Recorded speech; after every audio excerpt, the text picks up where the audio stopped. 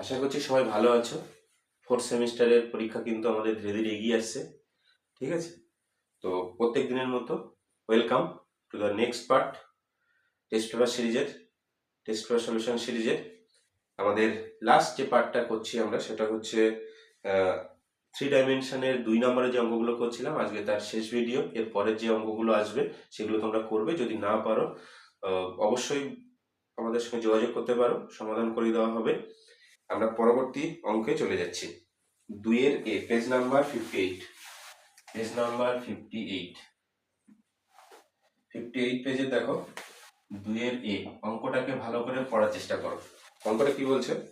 x equals to 5, y equals to 40 plus 5, z equals to 40 plus 3। এইটা এবং দুটো সরলরেখা দেওয়া আছে। এইটা হচ্ছে তোমার কার্টেসীয় আরবিটারি একটা পয়েন্ট দেওয়া আছে। পয়েন্টে এটাকে আমরা কি বলি? আচ্ছা, এই যে দুটো সরলরেখা, এটাকে শুধুমাত্র স্ট্যান্ডার্ড ওয়েতে আমরা লিখে নেব। প্রথমে যে সরলরেখাটা দেওয়া আছে, প্রদত্ত সরলরেখা x equals to 5, y plus 40 plus 5, z equals to 40 plus 3। এটাকে যদি আমরা লিখি স্ট্যান্ডার্ড ওয়েতে, কি পাবো? স্ট্যান্ডার্ড ওয়েতে লিখলে আমরা কি পাচ্ছি?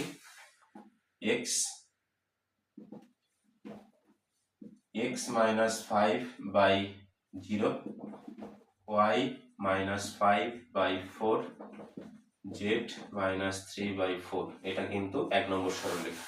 আরেকটা সরলরেখার সমীকরণ দেওয়া আছে x minus 5 by 5,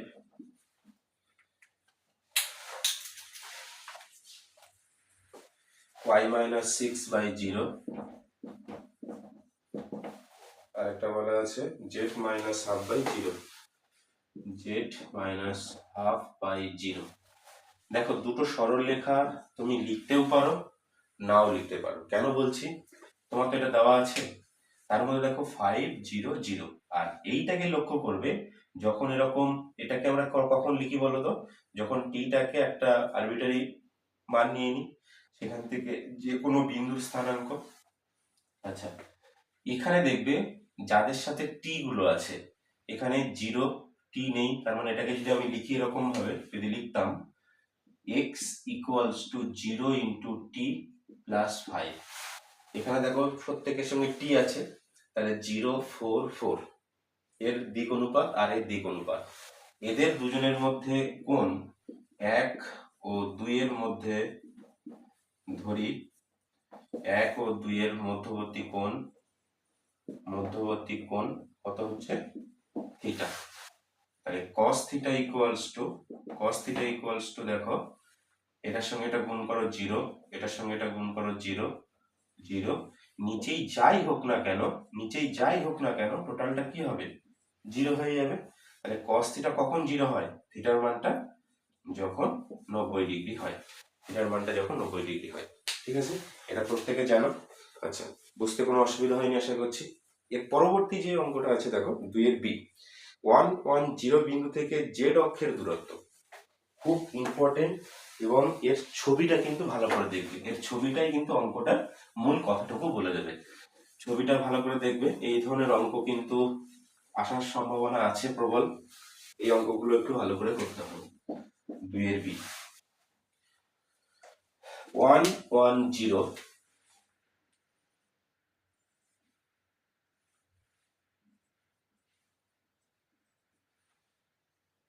এটা জেড। 1 1 0, এই যে বিন্দুটা 1 1 0, এই বিন্দুটা কোন তলে অবস্থিত? দেখো, আমরা প্রথম যে ভিডিওটা করেছিলাম এই থ্রি ডাইমেনশনের প্রথম যে ভিডিও, সেখানে কিন্তু আমরা বলেছিলাম 0 কখন হয়? যখন এক্স ওয়াই তলে থাকবে। তাহলে এই তলে এখানে একটা বিন্দু আমরা পাচ্ছি 1 1 0। এখান থেকে জেড অক্ষ, আচ্ছা এটা তো এক্স ওয়াই তলে অবস্থিত। এই তলের সঙ্গে জেড যে অক্ষটা, এটা কিন্তু লম্বভাবে আছে, তোমরা প্রত্যেকে জানো। তাহলে আমরা দেখো, এই বিন্দুটার অবস্থানটুকু যদি এরকম ভাবে বলতে পারি যে এই বিন্দুটা এরকম জায়গায় অবস্থিত, তাহলে এখান থেকে 0 0, এটা মূল বিন্দু 0 0 0। এখান থেকে 1 একক দূরত্ব, সেখান থেকে y অক্ষের দিকে 1 একক। তাহলে এই যে দূরত্বটা সেটা কিন্তু আমার এই বিন্দু থেকে z অক্ষ পর্যন্ত দূরত্ব। ঠিক আছে, আমি যদি টেস্ট পেপারটাকে এরকম ভাবে ধরি আর এটাকে বলি xy তল, এখানে একটা বিন্দু আছে 1,1, আর এখান থেকে এই বিন্দু পর্যন্ত যে দূরত্ব, এই যে দূরত্ব এটা লম্ব দূরত্ব। তাহলে এই যে দূরত্বটা, এটা আমরা পিথাগোরাসের উপপাদ্য থেকে পেয়ে যাব। সূত্রটা দেখো, এটা সমকোণী ত্রিভুজ, এই অতিভুজের মানটাই কিন্তু জেড অক্ষ থেকে এই বিন্দুর দূরত্ব। তাহলে এই বিন্দুটার নাম দিয়ে দিচ্ছি পি, থেকে জেড অক্ষের দূরত্ব root over 1 square plus 1 square equals to √2 একক। ছবিটা কিন্তু অবশ্যই পরীক্ষার সময় রাখবে, তাহলে অবশ্যই বুঝতে সুবিধা হবে এখান থেকে এই বিন্দু পর্যন্ত যে দূরত্বটা। ওকে, দেখো নেক্সট যে পেজ সেটা হচ্ছে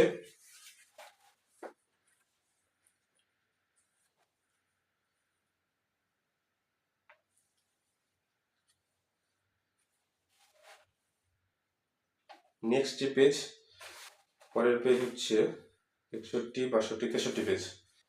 63 পেজের এই পেজটাই করাবো। দুটি সরলরেখার কোসাইন দিগঙ্ক যথাক্রমে T0 - T, P0 - T হলে P এর মানগুলি নির্ণয় করো। আচ্ছা, দিক কোসাইন গুলো হচ্ছে কি বলতো? দিক কোসাইনটা আর কিছুই নয়, দিক কোসাইন দিগঙ্ক বলতে ওই আমাদের যে সূত্রটা ছিল L² + M² + N², দুটি সরলরেখার দিগঙ্ক। অ্যাকচুয়ালি কিন্তু দিগঙ্ক গুলোকে, এই কোসাইন গুলোকে কিন্তু এরকম ভাবে লেখা যায় না ব্র্যাকেট দিয়ে, এখানে লেখা আছে, ঠিক আছে, পরীক্ষার খাতায় দেখবে এটা এরকম ভাবে থাকবে না। 64 2 এর A, দিগঙ্ক T0 - T, প্রথম সরলরেখা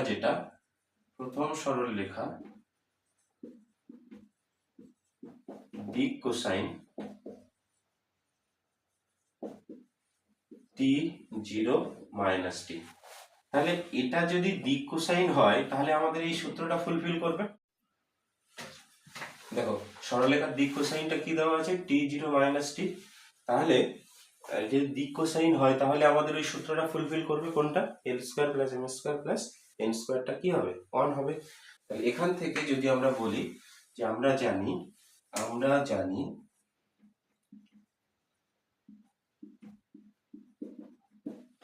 L² + M², L² M² N²টা কি হয়, 1 হয়। তাহলে Lটা এখানে T² 0, T² = 1, 2T² = 1, T² = 1/2, T =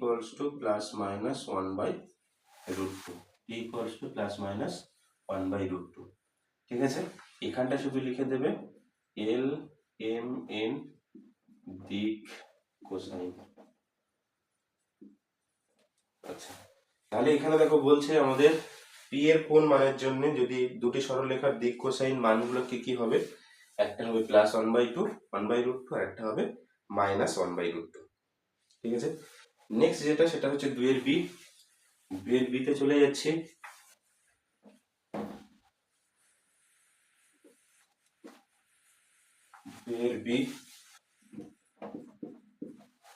কি বলছে, এরকম দুটো সরলরেখা পরস্পর লম্ব হলে কে এর মানটা কত হবে? দুটি সরলরেখা পরস্পর লম্ব হলে কে এর মানটা কত হবে? সরলরেখা দুটি কি কি, x - 5/5k + 2, 2 - y/5,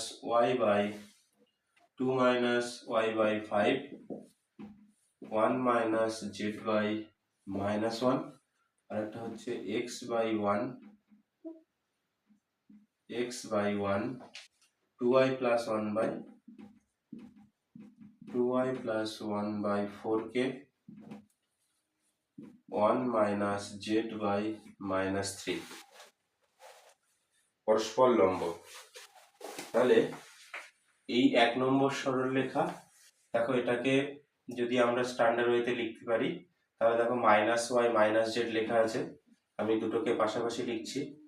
x minus 5/5k plus 2, Y minus 2/-5, Z minus 1/1, এটা একটা।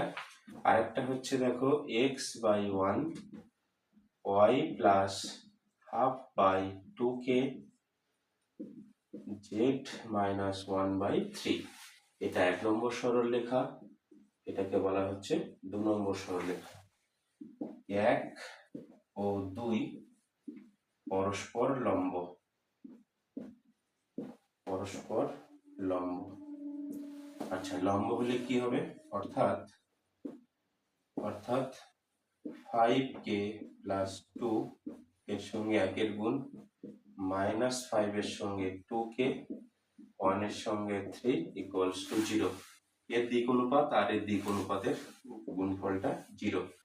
5k plus 2 minus 10k plus 3 equals to 0, কত হচ্ছে -5k equals to -5k equals to 1, equals to 1।